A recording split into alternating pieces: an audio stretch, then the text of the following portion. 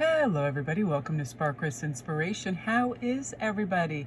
I want to thank everybody for all your beautiful comments on the last few videos and coming over to TikTok and everything, and all your support. So lovely and appreciated. And thank you so much, Gidget Joe and you other beautiful ladies that helped me with my timestamps. I really loved the comment of don't miss the classy intro. That was lovely. Every once in a while I'll read something that's very inspired and beautiful, and it really pertains to like our state of well-being and state of mind and how to shift it into a positive cycle and move a muscle and change a thought in a good direction so we're capable. You know, I'll just give you an example. This morning when I woke up and I went out, I was like, ew, there was a humongous pile of dishes in the sink, and I thought, okay, make a pact with yourself. You're not going to let this upset you or distract you, because you're going to do them later after, you know, you do your postings and you feel good and you have your coffee and you relax. Step by step, that will be my one point of like the thing that a directive that I want and I'm going to accomplish by a certain time. And I did it, and it was no big deal. I got to look out the window and see the beautiful snow that's falling right now. There's a gorgeous white blanket of snow everywhere, and it's really peaceful and beautiful.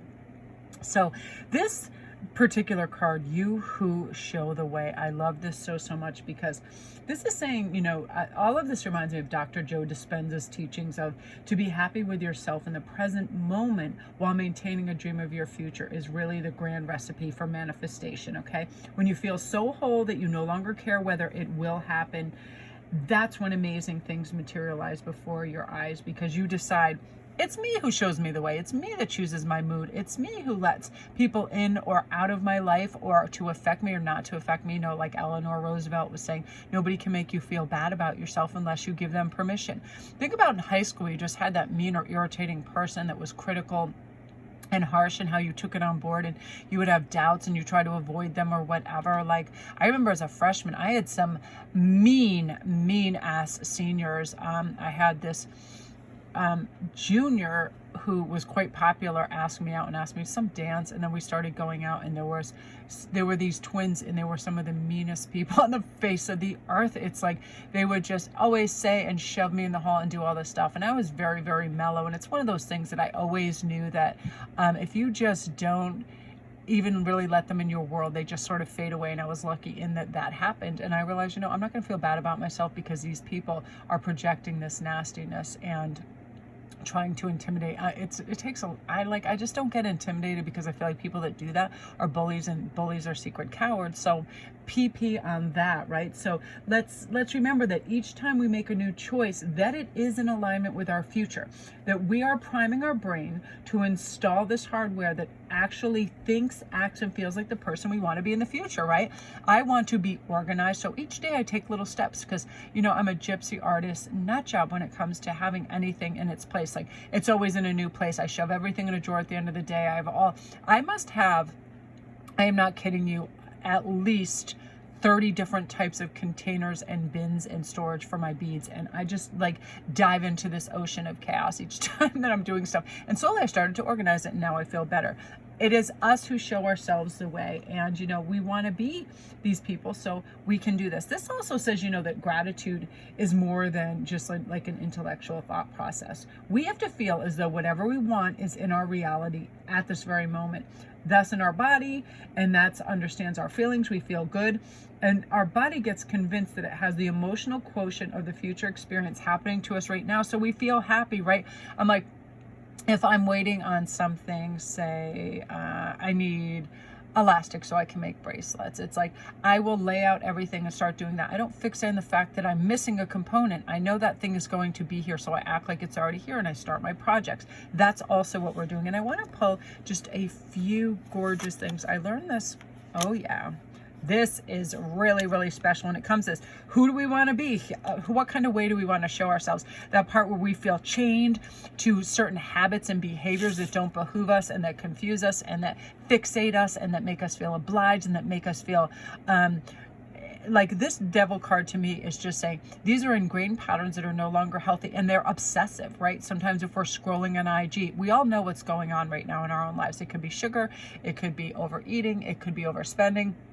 There's always overages when it comes to the devil, over obsessing, all of that. So let's give ourselves, and I'm going to pull a clarifier on that, in the direction we get to go and how we get to rectify this. We get to be the Queen of Wands, and we get to trump this devil obsession card, or these meanderings into things that aren't good for us. So in the end, always make us have regrets and fears and guilt and doubt and all of those lower vibrations. Let's get up here at the Queen of Wands, where we know we can have whatever we need. When we intentionally make an expression of love a part of our daily practice, it's a feeling of receiving and giving love. Not only do we boost everything, our immune system, we begin to understand that the more we feel love, the more we become love, we become the embodiment, and we change the world. And the Queen knows this. Let's get in an elevated emotional state. We can maintain that modified state of mind and body the entire day, and that will travel into the next day and the next day. And something unusual and miraculous happens in our world. We go to an elevated state because we're like, nothing or no one can affect us unless we allow. What is happening in the world is happening around us. It is not happening to us. So when we know that and realize that, we're like, how do we want to participate in this? Where do I want to give my energy? Every once in a while I just get all excited if I'm driving to the store. I'm like, I can get dog bones and blankets and drop them off at the shelter today. All these little ideas and things that come up because we're in an elevated loving state, and we are the ones who show ourselves the way to betterment, to stronger, it's almost like stronger fortified boundaries, so other things don't creep in and derail us like this can, right? Like, oh, I feel bored for a moment, I'm going to start eating all the sugar in the house. Oh, I'm bored, so I'm going to go online and see all these people that are living lives that are, unfortunately, all the things on IG, it is people's best moments. People are posting their failures. So then we have envy and all of that comes in with that. This devil moment is definitely about getting fixated on things we think we need. The devil is always wanting. It's the ego. Gimme, I need, I want. And unfortunately, that is kind of ingrained in our matrix because of the way there was all this crazy materialism and commercialism that's always thrown at us. And just speaking of that, I saw this commercial the other day. I got so mad, I started ranting and raving in the car. It was so idiotic. I don't know if it was Geico, it was some stupid thing. And it was like I swear, it was like the 5-year-olds were busy that day, so the 2-year-olds took over and did this.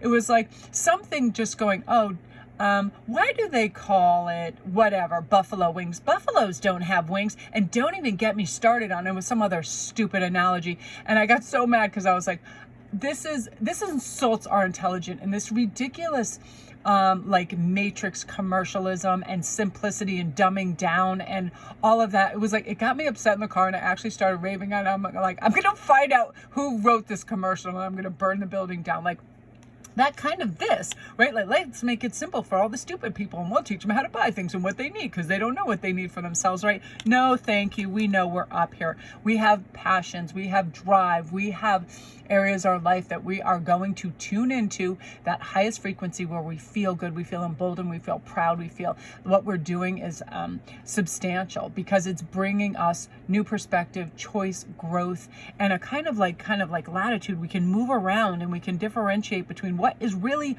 deserving of our time and meaningful versus what is just a load of garbage that is thrown at us, right? And we are tuning it out, and we're not going to take it anymore, and we're only going to let in the good stuff. Stay in that elevated emotional state. You're able to do it. You're going to do it, and you're going to, let go of all this perfunctory garbage that we think we have to permit in our life, because we don't. We're not obligated to buy into all that crap, because we know as higher beings that we want to participate in a different way.